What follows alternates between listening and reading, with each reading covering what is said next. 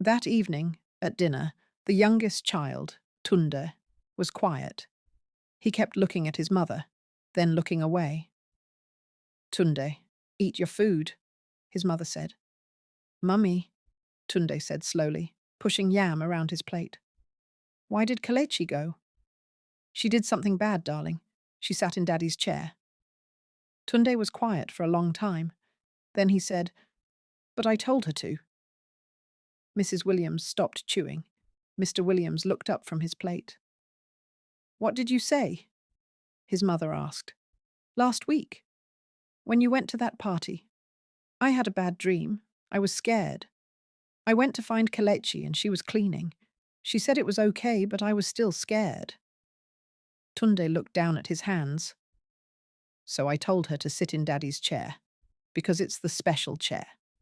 I thought if she sat there, the bad dreams would know she was in charge, and they would go away. Mrs. Williams put down her fork. Her hand was shaking. Tunde, Mr. Williams said quietly. Did Kalechi want to sit in the chair? She said no at first. She said she would get in trouble. But I kept asking. I was really scared, Daddy.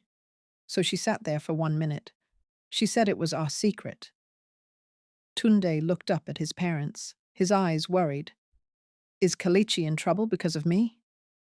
Mrs. Williams looked at her husband. Her eyes were wet. She thought about how Kalechi had stood there, not making excuses, not blaming a 5-year-old boy, just taking the punishment, just packing her bag and leaving quietly. She didn't even tell us, Mrs. Williams whispered.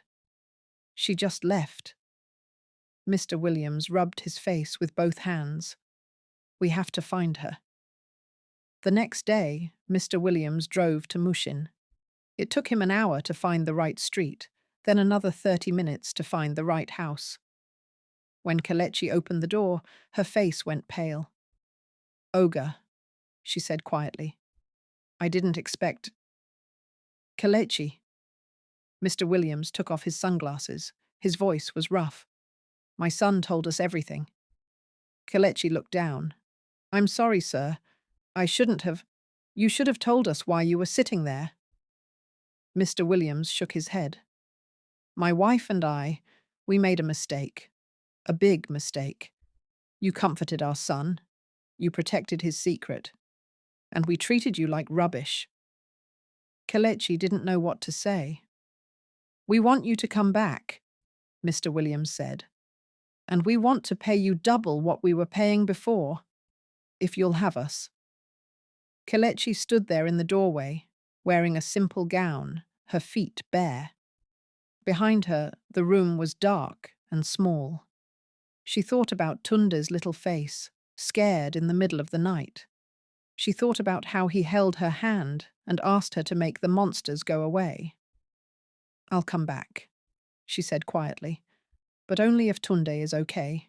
Is he okay? Mr. Williams swallowed hard. He misses you. Kalechi nodded. Then I'll come back. That night, when Kalechi walked through the door, Tunde came running so fast he almost knocked her over. He wrapped his arms around her legs and wouldn't let go. Mrs. Williams stood in the kitchen doorway watching. She thought about the chair, that stupid white chair. All the money in the world couldn't buy what Kalechi had given her son, a few minutes of peace when he was scared. She didn't say much that night. She didn't need to. But later, when everyone was asleep, she sat on the edge of her bed and cried.